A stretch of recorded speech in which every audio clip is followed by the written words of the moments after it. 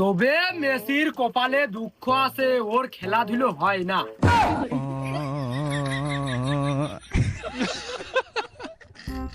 ভাই মেসির কপালে এত দুঃখ হওয়ার কারণ কি? কোনো কায়দায় ঠেকানো যায় না। আরে কারণ হচ্ছে ও বায়ু, ও তো ডান পার খেলা পারে না, আর সব সময় ওই কি ওই বাউ পা দিয়ে খেলা করা যায়।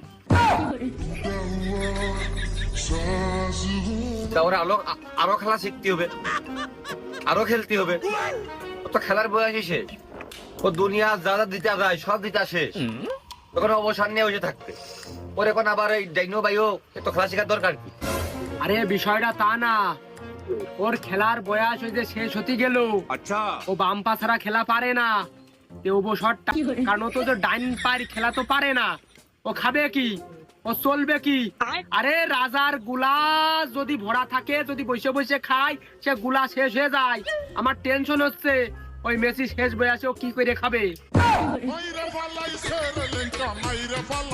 তাহলে আর কি, শেষ বয়সে ওর তো আসলে যদি কাজ কাম না থাকে, চাইল কেমনে কোনতে, বাজার কেমনে কোনতে। তোমার তো বেশ বড় ছয়টা প্রতিষ্ঠান আছে, তুমি চা বানাইলে আরো ডেলিভারি দিল, এই চাকরিটা দিয়ে নে। না আসলে তাও হইতো, কিন্তু ওই মেসি যদি আমার একটু সময় দিত, अच्छा তাহলে ওই ডাইন পার খেলাটা আমি একটু শিখিয়ে দিতাম, তাহলে ওর এত সর্বনিম্ন কাজটা করা লাগতো না।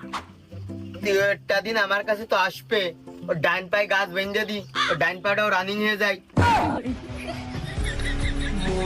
তার মানে চাচা তুমি কথিত আছো যে ওই ওই যে ক্রিশ্চিয়ানো রোনালদো, ওই যে শির প্লেয়ার, ও ও ওই ছোড়া ভালো? না ও